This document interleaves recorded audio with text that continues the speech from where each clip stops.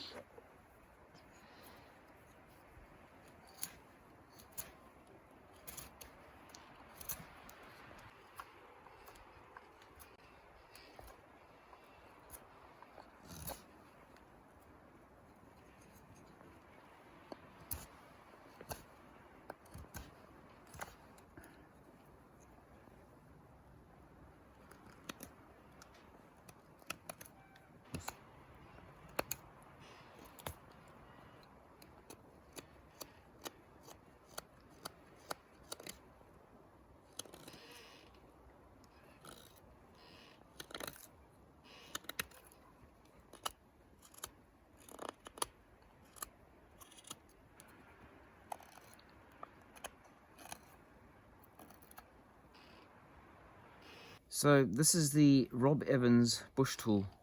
Now, Rob took inspiration from the original Skookum Bushtool, which was developed in conjunction with Morse Kohansky, as most of you will know. But Rob decided to develop his own slight variation, and you know, people who want to get a bush tool, I think the waiting list to the original Skookum is something like maybe 6 years now. So you know, there's pretty much no chance you're going to get one of those. And this one by Rob, I had seen it on his channel, but also other people have reviewed this knife, and it did look like a really good option and a great alternative to the original Skookum. Now, what's also really cool about Rob Evans and this knife is that he actually did go on a course with Morse Kohansky. So he's actually, when Morse was still alive, Rob went on a course, met him, and it's quite nice that the DNA of this knife can trace its way back straight to Morse Kohansky, and that's the person who inspired this particular design. Anyway, so when I contacted Rob, I think at the time I had what was about a 12-month waiting list that I've been waiting for this blade, but so it's a lot better than 6 years from the Skookum version. Now, much like the Woodlaw that everybody's very familiar with by now, the Ray Mears inspired knife, this particular design is also inspired by the northern woods and dealing with wood processing and working in that sort of environment. So it's got a Scandi grind. This particular one is made out of 01 tool steel. I think Rob does do other metals, but what's somewhat different to the Woodlaw style of knife, it has a reinforced metal plate at the back, and also has these two lanyard holes which really are designed to bind it to a longer shaft, so you can use it as a spear, or you know, essentially just to lengthen this tool. And not sure many people would use that function, but certainly in a survival context, that's what they're for. So one of the reasons I was really keen to get hold of this knife, it's quite a unique design. There's not many that have this metal plate at the back, but I also really like the profile of this blade. So I have a couple of Woodlaw style knives, and they tend to be a bit wider in the blade. And what I really liked about this is I quite enjoy carving, and carving Greenwood, things like spoons, and it was just, I found the Woodlaw style not as easy in the hand to get into sharp corners. Now with this tip, it does narrow quite nicely, and it gives a nice purchase and a nice sort of shape for getting into finer angles on things like spoons. So I was really keen to see how this would perform. And also most of my Woodlaws have a 4mm blade, and this one's actually, I think it's a 3, so it's quite a lot thinner. So really good for processing, particularly Greenwood. Now, it has got a Scandi grind, but from what I've seen of the pictures on the internet of the original Skookum, the Skookum had much higher grind, and people complained about the tip being weak and breaking on those ones. This one with the lower grind, it definitely is not a problem. That's quite a robust tip, which is what you want when you're carving wood. You want to be able to use the tip and not worry about it breaking. And that's certainly been the case when I've tried it with a bit of carving. It's worked very well, and there's definitely no risk of it breaking the point.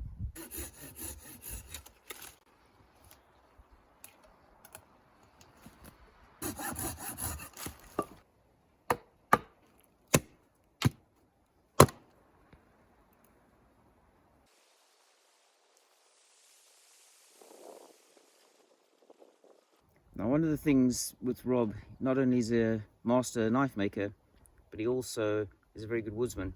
Now, if you watch his channel, and I'll put a link below, you'll know that he's also pretty decent at feather sticking. In fact, he's probably one of the best in the business. So another reason I was really keen on getting this knife is that I know he's designed it very specifically to function very well with feather sticking in mind.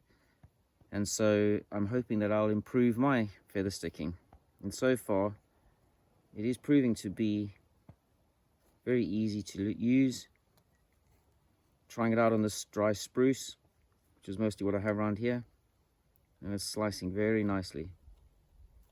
Now, I'm nowhere near Rob's level, but with a bit of practice with this knife, hopefully one day those are the heights I can aspire to. So this is the sheath that it arrived with, and it's an incredibly well made, very nice looking sheath. Nice thick leather, lovely welts, very well finished off, beautiful stitching. I really love this color. It's like an antique sort of brown color. It really suits the knife. So yeah, to be honest, it's a really lovely made sheath. One of the nicest I've seen even on custom knives. They just don't come with sheaths this good. It was supplied with a dangler, so it is the only option to carry it is as a dangler. But that really, in this type of blade, that's pretty much what you'd want to be doing most of the time, I guess. Something quite remarkable about this sheath is the retention. Now, it's been wet molded, and you know, most custom makers will wet mold their sheaths, but this one, it really was. It's one of the best wet moldings I've seen. It was so tight, so well fitting. I don't know how Rob did it actually, but yeah, really well done. So if Rob, if you're watching, excellent, well done. So really, these are my first impressions. You know, I've not had much time, but I've been waiting for this knife for, as I say, almost a year. So I was quite keen to get out and try it and share it with you guys. Now, if you watch Rob's channel, you'll know he's a no-nonsense kind of guy. He says it how it is.